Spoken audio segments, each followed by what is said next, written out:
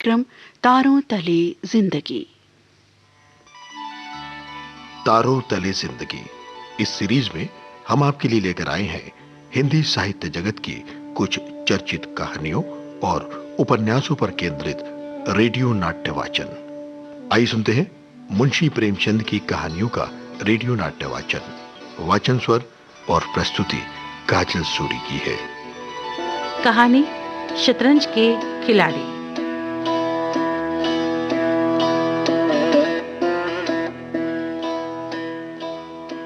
वाजिद अली शाह का समय था। लखनऊ विलासिता के रंग में डूबा हुआ था। संसार में क्या हो रहा है इसकी किसी को खबर ना थी। बटेर लड़ रहे हैं, तीतरों की लड़ाई के लिए पाली बांधी जा रही है। कहीं चौरस, कहीं पोभारा का शोर मचा हुआ है, कहीं शतरंज का घोर संग्राम छिड़ा हुआ है। राजा से लेकर रंक तक इसी धुन में मस्त थे। मिर्जा सज्जाद अली और मीर रोशन अली अपना ज्यादातर समय शतरंज खेलने में बिताते थे। दोनों के पास जागीरें थी, जीविका की कोई चिंता न थी। सुबह सुबह दोनों मित्र नाश्ता करके बिसात बिछा लेते और दिन भर खेलते रहते। कब दोपहर हुई, कब तीसरा पहर, कब शाम, किसी को खबर ना होती। घर के भीतर से बार बार बुलावा आता, खाना तैयार है। जवाब मिलता, चलो आते हैं, दस्तरखान तैयार करो। यहाँ तक कि बावर्ची विवश होकर कमरे में ही खाना लगा देते। सभी लोग कहते कि बड़ा मनहूस खेल है, घर को तबाह कर देता है। आदमी दीन दुनिया किसी के काम का नहीं रहता। एक दिन बेगम साहिबा के सर में दर्द होने लगा। उन्होंने घर की नौकरानी से कहा, जाकर मिर्जा साहब को बुला लो, किसी हकीम के यहाँ से दवा ले आए। नौकरानी गई तो मिर्जा साहब ने कहा, चलो चलो अभी आते हैं। बेगम साहिबा ने कहा, तुम्हें निगोड़ी शतरंज इतनी प्यारी है, चाहे कोई मर ही जाए पर उठने का नाम नहीं लेते। नौज, कोई तुम जैसा आदमी हो। मिर्जा, क्या कहूँ, मीर साहब मानते ही नहीं, बड़ी मुश्किल से पीछा छुड़ाकर आया हूँ। बेगम, वो तो खुद जैसे है वैसे ही सबको समझते हैं निकट्टू। उनके भी बाल बच्चे हैं, ये सबका सफाया कर डाला है। मिर्जा, बड़ा लती आदमी है, जब आ जाता है तब मजबूर होकर खेलना पड़ता है। और बराबर का आदमी है, उम्र में दर्जे में, तो मुलाहिजा करना ही पड़ता है। बेगम, तो मैं ही दुत्कार देती हूँ, नाराज हो जाएंगे तो हो जाएं। कहकर बेगम साहिबा झल्लाई हुई दीवान खाने की तरफ चली।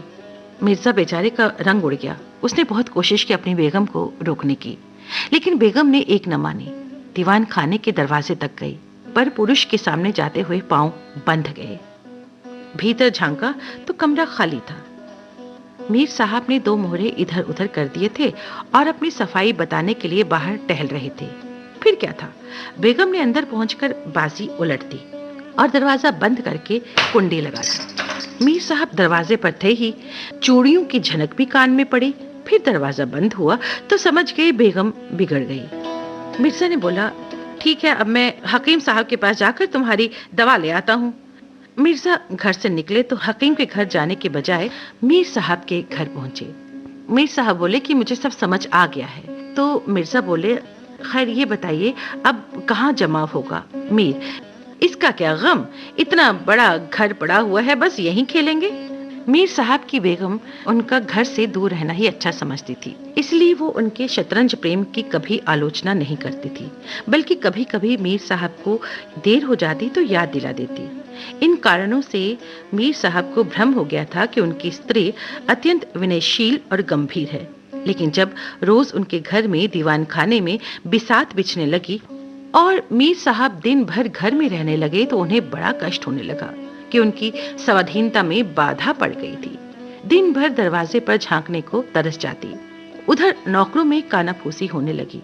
अब तक दिन भर पड़े पड़े मक्खियां मारा करते थे। घर में चाहे कोई आए चाहे कोई जाए, उनसे कोई मतलब न था। लेकिन अब कभी पान लाने का हुक्म होता, कभी मिठाई लाने का, और हुक्का तो किसी प्रेमी के हृदय की भांति रोज जलता ही रहता था। वे बेगम साहिबा से जाकर कहते, हजूर मियाँ की शतरंज तो हमारे जी का जंजाल हो गई। दिन भर दौड़ते दौड़ते पैरों में छाले पड़ गए। ये भी कोई खेल है कि सुबह को बैठे तो शाम ही हो गई। इस पर बेगम साहिबा कहती, मैं तो खुद ही इसको पसंद नहीं करती, पर वो किसी की सुनते कहाँ है, क्या किया जाए। एक दिन दोनों मित्र बैठे शतरंज खेल रहे थे। इतने में घोड़े पर सवार एक बादशाही फौज का अफसर मीर साहब का नाम पूछता हुआ आ पहुंचा। मीर साहब के होश उड़ गए। ये क्या बला सर पर आ गई? ये तलबी किस लिए? अब खैरियत नहीं नजर आती। घर के दरवाजे बंद कर लिए। नौकर से बोले, कह दो घर पे कोई नहीं है। सवार, घर में नहीं तो कहाँ है? नौकर, ये मैं नहीं जानता, क्या काम है?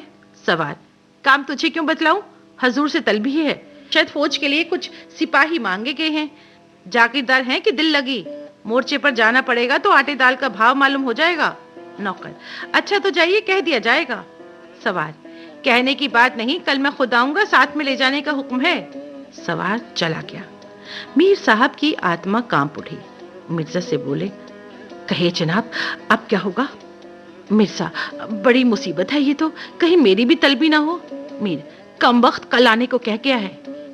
अब एक ही तदबीर है कि घर में मिले ही नहीं।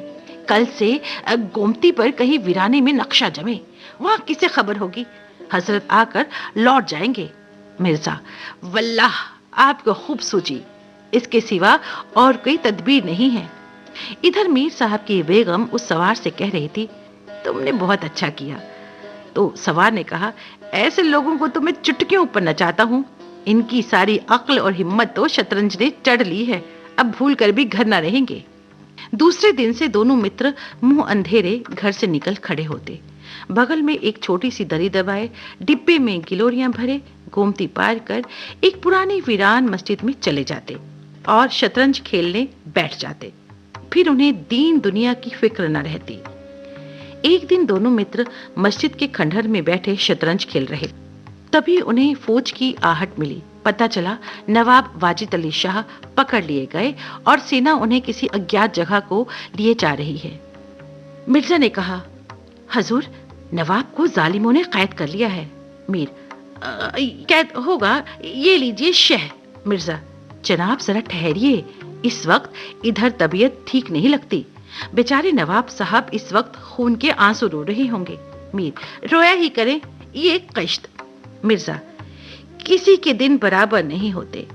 मीर, हाँ सो तो है, ये लो फिर कश्त, अब आप बच नहीं सकते।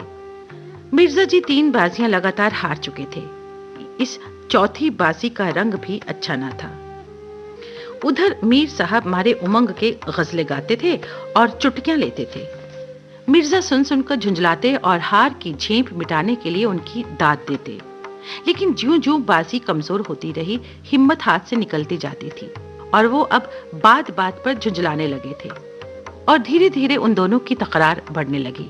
दोनों अपनी-अपनी टेक पर अड़े थे, ना ये दबता था ना वो दबता था। दोनों अजीब सी बातें करने लगे। मिर्जा बोले, किसी ने खानदान में शतरंज खेली होती तब तो उसके कायदे जानते, वे तो हमेशा घास छीला करते थे।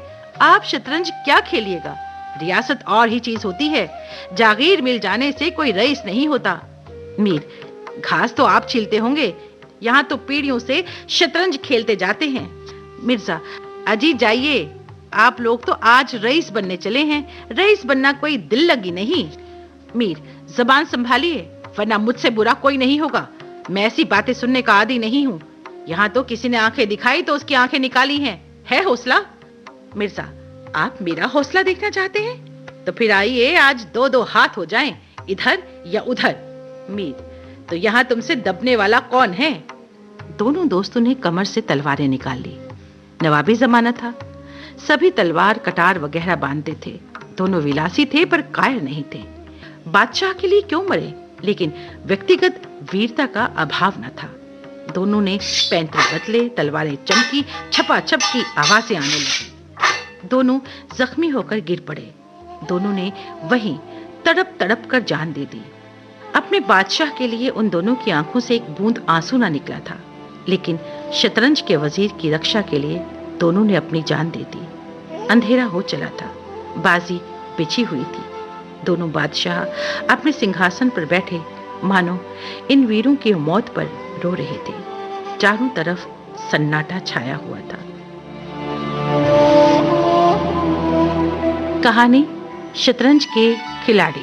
तारों तले जिंदगी, इस सीरीज में अभी आप सुन रहे थे मुंशी प्रेमचंद की कहानियों पर आधारित रेडियो नाट्य वाचन स्वर और प्रस्तुति काजल सूरी की थी।